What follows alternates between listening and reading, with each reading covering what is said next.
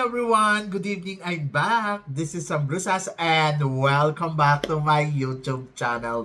Oh my gosh, this is it guys, pag-uusapan natin ngayon. Pambato natin ngayon sa Miss Universe. Oh my gosh, malakas nga ba? Yan ang tatalakayin natin ngayon. But before anything else, hello Philippines and hello beautiful people, mabuhay! Kamusta kayong lahat? Sana lahat po kayo ay okay at safe ngayong araw na ito. At syempre sa lahat naman ng mga bago nating subscribers dyan, hello po sa inyo lahat. Maraming salamat guys sa mag-subscribe ninyo syempre dito sa channel ko. At syempre sa lahat naman ng makasolid na makamamasam dyan na laging tumututok dito araw-araw, lagi-lagi. Maraming salamat guys sa inyong lahat. Syempre usapang Miss Universe Philippines tayo ngayon. Oh my gosh, eto nga, grabe. Katatapos lang ng Miss Universe Philippines, alam ko yung iba may hangover pa, yung iba talaga hindi pa rin nila matanggap na hindi sila nanalo sa competition na to. Yung manok nila hindi nagwagi.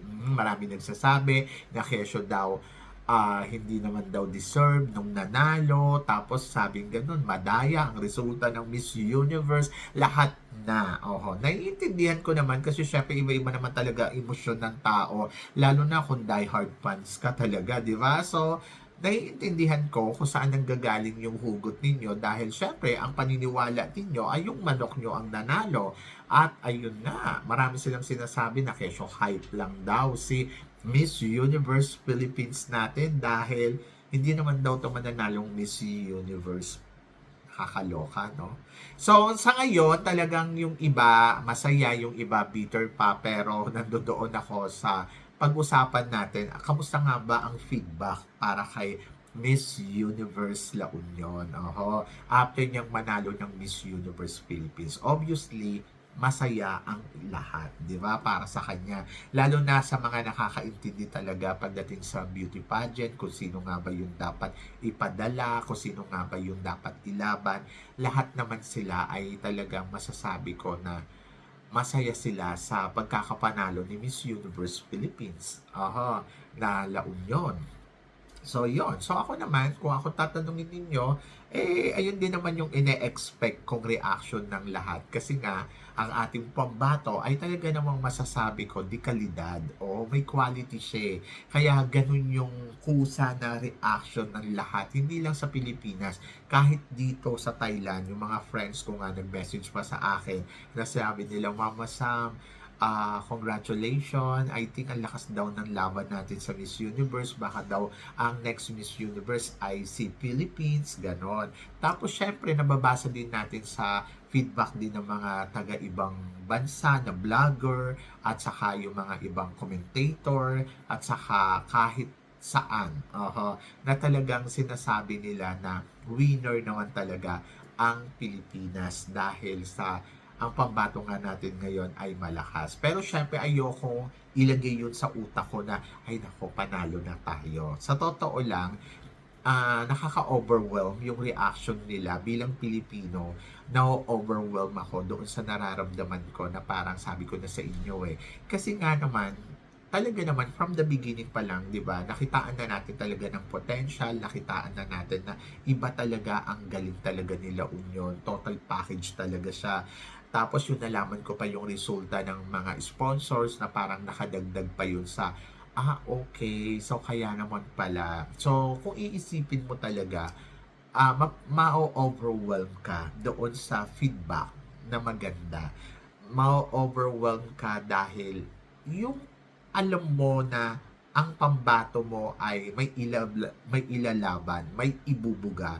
Tapos yung alam mo yun, yung ginigreet ka ng taga-ibang bansa, sinasabi nila sa'yo, oy, ang galing ng pambato ninyo, mukhang mananalo sa Miss Universe. Talagang parang, meron kang mararamdaman na parang saya. Pero sa kabilang banda, nalulungkot din ako sa reaction ng iba kasi parang feeling ko hindi pa nila ma-accept na parang ang may nababasa pa akong comment na mga hindi naman mananalo yan sa Miss Universe, yung mga tipong gano'n na parang unhappy talaga sila sa tagumpay na nakuha nila Union. So parang hindi sila masaya, hindi nila ikinatutuwa. Oho, kasi nga siguro dahil ang gusto nilang manalo yung kanilang manok. Pero kasi, dapat magkaroon din sila ng figure out na, alam mo yon na sana ang naiisip nila dito, ang napipigure nila dito, in fairness naman, malakas talaga yung laban ng Pilipinas. And then, sana, yung mga sa manok nila ay maano nila na, alam mo yon yung laban ng kanilang kandidata ay makalaban sa kung ano man yung ibibigay sa kanilang pageant na lalabanan nila, di ba? So, ako para sa akin wala naman talo eh. Kasi nga may nabasa nga ako sa April Rose natalo daw. Sabi ko hindi natalo sa April Rose. Sa April ay ibinigay niya yung best niya. Pero yung best na ibinibigay niya, syempre wala naman tayong kasiguraduhan kung siya nga ba ang napipisil o hindi. Kasi nga, it's a competition. Pero job well done talaga sa April. At kahit din si La Union, si Pampanga, si Tarlac, so parang feeling ko sila ay deserve din na mai-compete sa international stage kung hindi man universe. Kasi marami naman diyang corona. So sana mabigay sa kanila yung the best para manalo sila sa international stage, di ba? So kasi syempre challenge to sa lahat eh. At itinuturing ko na malakas ang magiging Team Philippines natin ngayon kasi syempre bukod doon kay Bea Milan, meron pa tayong mga katulad ni Bella Ismael na pwede din i-compete sa international stage, and then ganyan din si Pampanga, nakita naman natin na maganda, matangkad, matalino, at dyan din si Tarlac na talagang charisma talaga yung beauty, charismatic, tapos nandiyan dyan si Sultan Kudarat at saka si Nicole Bormeo, at saka syempre nandiyan dyan din si April Smith na sinasabi nga ninyo na magaling, di ba? So parang lahat sila, kung isipin nyo na lang kung ipapackage natin to sa international stage, eh talagang pwede talaga na mag-penetrate ng todo-todo ang bansa natin sa Miss Universe, di ba? So, job well done for the Philippines, and then parang feeling ko, oh my gosh, this is the year na parang ang galing nung magiging laban natin sa international global, di ba? Or sa international stage na tinatawag. At kung saan man sila i-appoint, ay talagang excited ako this coming Saturday. And then, let's see kung ano ang mangyayari. So, pagdating naman kay Bea Milan, syempre, nandoon talaga na sinagot ko yung mga nagme-message sa akin na sinabi ko, yes, I think so. And I think kailangan talaga mag-work ng todo si Bea Milan. Sa ngayon pa lang meron siyang bagong shoot na kahapon in-interview siya sa iba't ibang klaseng studio. Ito yung first niya, 'di ba, interview. So, kita mo na parang nakaka-proud kasi, oh my gosh, yung pambato natin ng Miss Universe, panalo, 'di ba? Panalo naman talaga. Tapos nakaka-proud kasi alam mo na si Atisa noon ay may ibubugay yung ganda at possible na manalo ng Miss Universe. Tapos ang ending ay naging third runner up. Pero ito si Bea, mas parang ando doon ka sa moment na ay kaya neto na hindi lang mag top 5 kundi mag title. Kung yung mga taga-ibang bansa naniniwala sila, bakit hindi ako maniniwala, 'di ba? Pero ang sinagot ko sa kanila, maybe yes. Kasi sinasabi, parang, baka mag-title na kayo. Ganon. Baka kayo na ang manalong Miss Universe this year. De ngayon, parang, ako naman, syempre, nandoon ako sa vision na parang, alam mo yun, na parang, sana, I hope na ganon. And then, ang sinagot ko lang, yes, maybe top 5, maybe title, ganon. Sabi niya, yes, I think so. Ganon yung mga sagutan, di ba? So, nakaka-overwhelm yung naririnig mo pa sa mga Thai people, sa ibang lahi, na ganon yung tingin nila doon sa pambato natin. Pero ang nalulungkot ako, sa kabilang banda, ang daming mga Pilipino na parang hindi sila naniniwala, hindi sila masaya. Okay, so ako para sa akin, yes, Bea Milan is one of the best na parang ipapackage talaga natin ngayong taon na to sa Miss Universe. Dumating na yung maala Catriona Gray na, alam mo yung vibes na tulad noon. Hindi ko sinasabi na katulad siya ni Catriona dahil magkaiba sila. Catriona is a very smart, the way kung paano magsalita, paano kumilos. Ito naman si Bea ay talagang package for the yung alam mo yun, yung sincerity ng puso, and then yung beauty, ando doon din yung alam mo na kaya niya.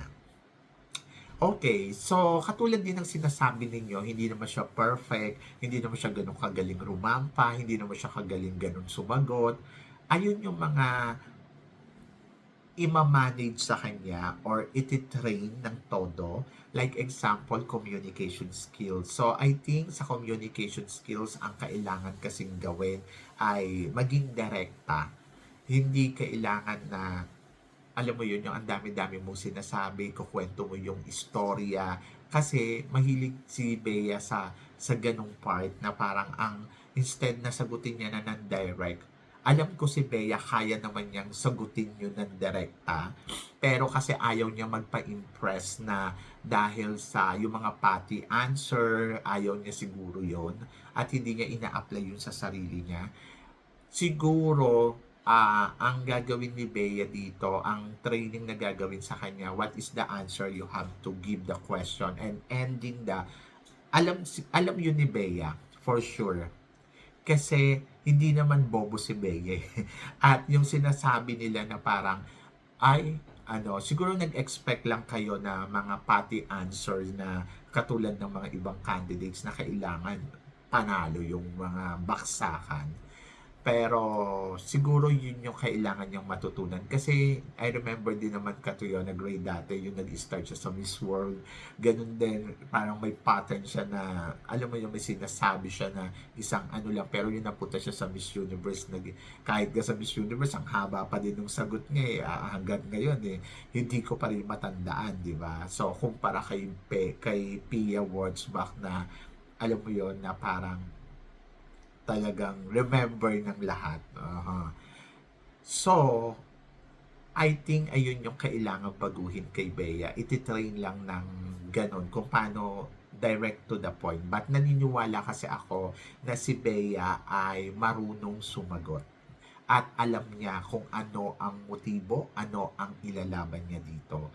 Kasi meron kasi siya na mensahe sa atin lahat na ang gusto niya ay ipakita. Pero sana naman wag niya nang dalhin sa Miss Universe yung balikbayang box. Kaya I think ayun yung ituturo sa kanya. At naniniwala naman ako kung si Atisa nga, 'di ba? Nagulat tayo na grabe ang sagot sa top 5, grabe ang sagot sa last question, talagang binaksak talaga na kung iisipin nyo, kayo na nga rin na nagsabi, yung galing ng sagot ni kahit yung mga subscribers ko na ang tatalino, sinasabi nila, mama, sa magaling ang sagot ni Atisa, dapat si Atisa ang nanalo, at naniniwala nga kayo na dapat si Atisa ang nanalo. Pero kasi nandoon ako sa part na parang, okay, naiintindihan ko, basta ang importante ay na-improve at naniniwala ako na ganun na magiging training ng Bea Milan Windorski. And then, of course, yung pasarela niya, wala naman akong comment na kailangan ay dapat yung lakad niya maala April, hindi ganun ang gusto kong mangyari. Gusto ko na yung nakita ko nung swimsuit round, and I think siguro ipapolish lang yun ng bonggang-bongga. Yung kumbaga bibigyan lang yun ng polish na training. Kasi maganda naman yung ipinakita niya, very elegant, sexy, and talagang nandoon talaga na parang wow, ang winner neto, di ba? And then, pagdating naman sa evening gown, syempre, ayun, sana makakuha sila ng best designer na kung sino yung pwedeng magtumang, di ba? Pwedeng Rian Fernandez or kung sino pa man yung mga gusto ni Bea na designer na sana maisip nila what is the best for the Philippines, di ba? So, yun lang. And then, yung mga wardrobe na gagamitin niya day by day for the Miss Universe, I hope na sana mapagplanuhan nila yan. And I think we are getting there to get the crown. So yon, kapag nagawa nila yon, na-polish nila yan, at perfect yung ipinakita nila, mananalo tayong Miss Universe. But for now, syempre, ang magagaranti ko lang sa inyo ay malakas yung pambato natin. Totoo. May ibubuga, kayang tumungtong hanggang sa last part ng competition. I think kaya niya. So, confident ako sa kanya na kaya niyang marating yon. Basta siguro trabahuhin lang niya yung mga dapat trabahuhin. Pag-igihan yung mga dapat pag-igihan. At i-polish yung mga dapat i-polish. So, yon. So, I think, ngayon pa lang, nakita ko nga yung bago niyang photos na naka-black shot. Talagang pag tinignan mo, wow, stunning, di ba? So, what if pa kaya sa Miss Universe? Pero, I hope na good for the Philippines ang maging laban natin, di ba? So, I hope talaga. And then, let's cheers. I-cheer natin siya. And then, magsama-sama tayo, magtulong-tulong tayo. Dapat tanggalin natin yung mga negatibo. Iwasan natin maging negatibo muna sa panahon na to. Kasi parang feeling ko hindi naman kailangan. We don't need to be a negative comments or negative parang vibes, di ba? So, dapat maging positibo tayo. At higit sa lahat, dapat ini-enjoy natin to. Kasi minsan lang tayo magkakaroon ng ganitong kalakas na kandidata. At hindi natin alam kung ano ang mangyayari in the future. Minsan lang to, guys. Sa totoo lang, minsan lang to. At sana i-enjoy natin more than doon sa maging negatibo tayo sa mga, alam mo yun, sa mga sinasabi natin na wala namang katuturan dahil gusto natin ay ipadala yung kandidata na gusto ninyo. And I think yung kandidata na gusto ninyo, huwag kayong mag-alala, hindi sila talo dahil feeling ko naman ay ilalaban pa rin sila. So, just wait and let's see the process, di ba? So, yun. So, ganun lang, guys. Yes, huwag tayo masyadong ma-overwhelm. Just, lang, siguro, enjoy the moment and be happy dahil at least, di ba, meron tayong kandidata na ganito kabongga, ganito kaganda, and abangan mo yan in the future kung siya nga ba ang magiging next Miss Universe. So yun guys, kayo guys, ano guys ang masasabi ninyo dito sa mga pinag-uusapan natin ngayon? So i-comment below mo yan para at least malaman ko naman kung ano naman ang chika mo dito sa mga tinatalakay natin ngayon. Siyempre, maraming salamat po sa inyong lahat sa love and support na binibigay ninyo siyempre dito sa channel ko. At sa mga hindi pa nakaka-follow at nakaka-subscribe, ano pang hinihintay ninyo? Please don't forget to click like and subscribe my channel at i-click nyo na rin po ang notification bell to more updated siyempre sa aking mga chika. Sabi ng ganon, always keep smiling and laban lang. So guys, hanggang dito na lang. Hanggang sa muli nating chikahan. Paalam. Thank you guys.